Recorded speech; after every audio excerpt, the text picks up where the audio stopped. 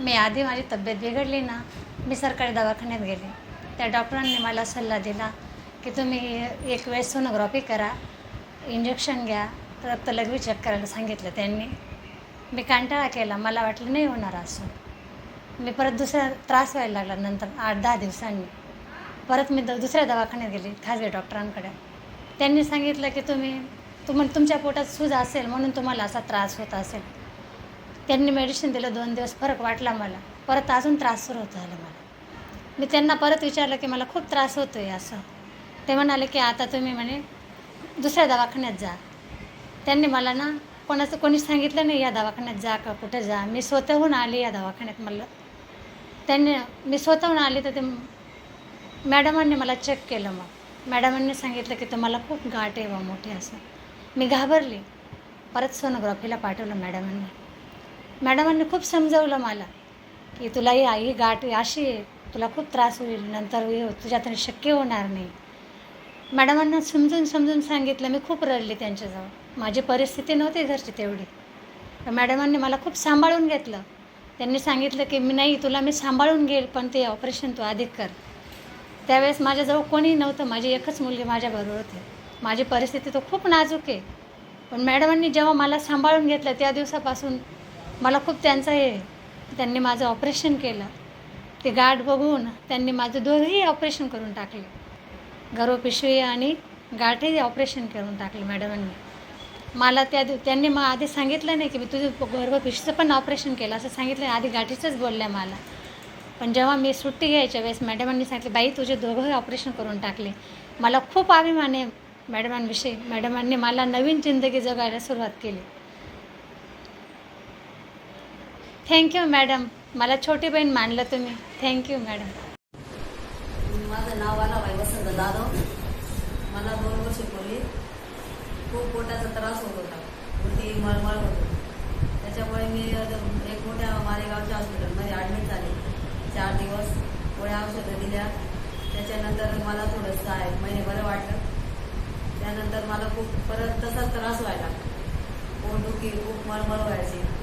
त्याच्यानंतर मी तसेच अंगावर काढलं. जाऊ जास्त गोळ्या दवा छोट्या मोठ्या दवाखाना करत तसं 2 वर्षानंतर मला खूपच त्रास व्हायला. मग त्यानंतर मी एका दुसऱ्या हॉस्पिटलमध्ये गेले. तिथं मला ॲडमिट केलं 8 दिवस. तिथं सांगितलं का ऑपरेशन करावं लागलं.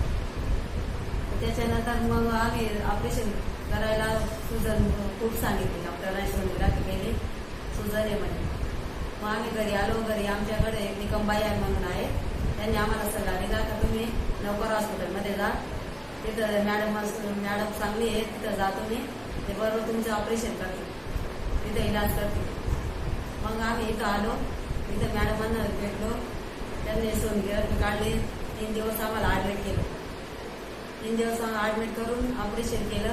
4थ्या दिवशी ॲडमिट केलं. माझं ऑपरेशन एकदम सक्सेसफुल झालं.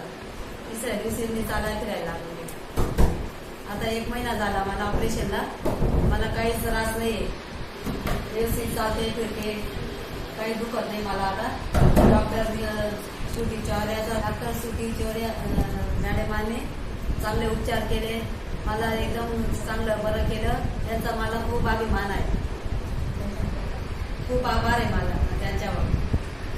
आभार मानते. पैसे पण त्यांनी कमीच घेतले आमच्याकडून. ती पण आम्हाला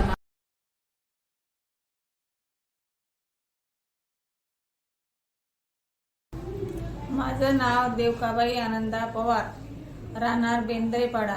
मला गर्भपिशवीचा त्रास होता. तर मॅडमकडे आलो आम्ही. आम्ही रक्त लगेच चेक केलं मॅडमनी. तर मॅडमने सांगितलं तर 2च पॉईंट रक्त आहे बुवा. तुमची तब्येत फार खराब झाली आहे. मला ऑपरेशनसुद्धा नाही करू वाटत बुवा. मॅडमांनी आम्हाला सांगितलं का ॲडमिट होऊन जावं असं. मग आम्ही ॲडमिट झालो. 2 पॉईंट रक्त मॅडमांनी गर्भपिशवीचं ऑपरेशन केलं. तिच्या खाली गाठ होती. मॅडमांनी कोशिश केली. तिने खूप बिचारीने आम्हाला आधार दिला. मग नंतर आमचं ऑपरेशन झाल्यानंतर आम्हाला मॅडम बोलले बुवा तर काका आम्ही पत्नीला खूप साथ दिली बुवा. तर माझे पतीसुद्धा खुश झाले. मग आम्हाला आनंद झाला सगळ्यांना की मॅडम म्हणाले की आता काका माझ्यावर तुम्ही खूप हे केलं बुवा, मी खूप माझ्या कष्टाने हे केलं ऑपरेशन. तर आम्हाला बरं वाटलं बुवा. मग ऑपरेशन करून 4-5 दिवस नंतर बरं वाटलं. रक्त पण मला मॅडमची दिलं तर ते रक्त पण आम्हाला पेशी आता माझं रक्त 9 पॉईंट झालं बुवा. आम्हाला आनंद झाला. मॅडमला बी आनंद वाटलं बुवा की 9 पॉईंट रक्त झालं. 2 पॉईंटवर आम्ही 9 पॉईंट रक्त आणलं बुवा. आम्ही सगळे खुश झालो बुवा. आता आम्हाला बरं वाटलं. धन्यवाद.